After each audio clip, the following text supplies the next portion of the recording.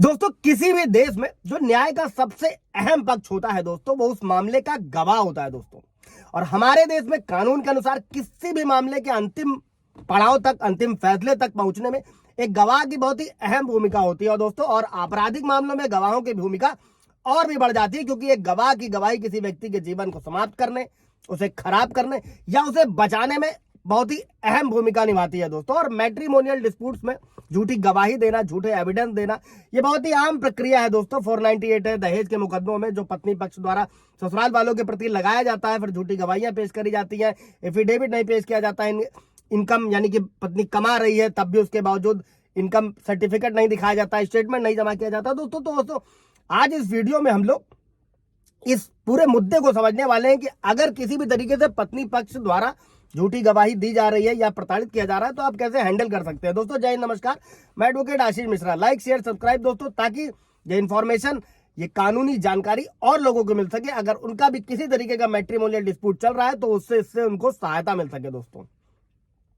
अभी समझते हैं दोस्तों, झूठी गवाही एक गंभीर अपराध है दोस्तों, क्योंकि झूठी गवाही एक निर्दोष व्यक्ति को गलत तरीके से फंसाने के उद्देश्य से दी जाती है दोस्तों। और ये एक अपराधी को निर्दोष सिद्ध करने के लिए भी दी जा सकती है और किसी निर्दोष व्यक्ति को फंसाने के लिए भी दी जा सकती है दोस्तों। और झूठी गवाही देने वाले को पता होता है दोस्तों, जो भी पत्नी पक्ष है, ससुराल पक्ष है, उनको पता होता है कि वो झूठ बोल रहे हैं दोस्तों।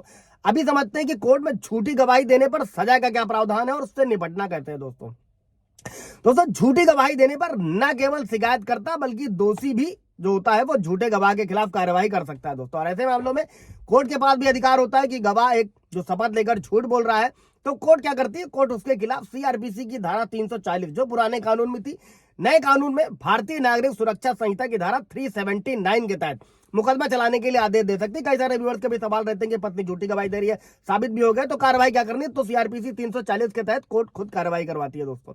और किसी भी आपराधिक मामले में जो भी जैसा भी कोर्ट द्वारा आरोप तय किए जाते हैं दोस्तों, उसके बाद क्या होता है दोस्तों, उसके बाद अभियोजन पक्ष, शिकायत पक्ष और बचाव पक्ष के गवाहों के बयान दर्ज किए जाते हैं। और कई बार ऐसे मामले देखने को मिलते हैं दोस्तों जब गवाह अपने बयान से मुकर भी जाते हैं। और कई बार कोर्ट के बाहर भी जो मुख्य गवाह से लेकर दूसरे गवाह भी पैसों के लालच, सामाजिक या फिर किसी दबाव के चलते किसी वजह से झूठी गवाही देते हैं। लेकिन ऐसे मामलों में कोर्ट में अगर यह साबित हो जाए कि गवाह ने झूठी गवाही दी है तो ऐसे में झूठी गवाही देने के लिए जो गवाह है उसको जेल भी भेजा जा सकता है दोस्तों। अभी समझते हैं नए कानून में सजा का क्या प्रावधान है दोस्तों।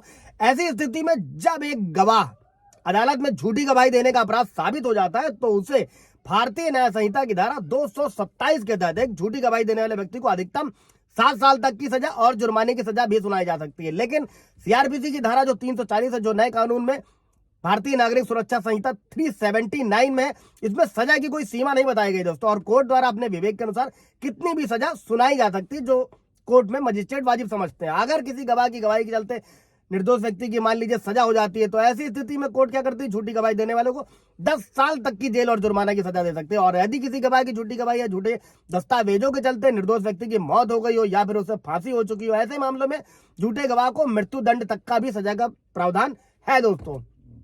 ये पूरी प्रक्रिया थी झूठी गवाही देने के मामलों में पत्नी और ससुराल वालों द्वारा। अगर कोई सवाल जवाब होगा तो कमेंट में पूछिएगा। Thank you.